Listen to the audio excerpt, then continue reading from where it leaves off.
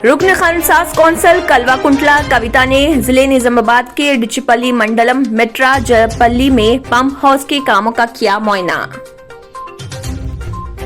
मजलिसी नामपल्ली रुकन असम्बली जाफर हुसैन महराज ने पुलिस अमले को दिया इंतबाह और कहा, आज के बाद हम ये सब बर्दाश्त नहीं करेंगे। अवाम को चालानात के जरिए परेशान न किया जाए।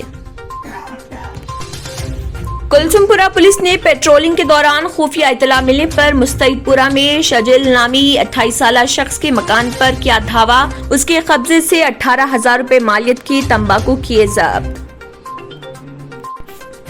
मजलिसी कारवान रुकन असम्बली कौसर मोइनुद्दीन ने सुप्रिंटेंडेंट गोलकुंडा अस्पताल डॉक्टर गोपाल के हमरा अस्पताल का किया मुआयना।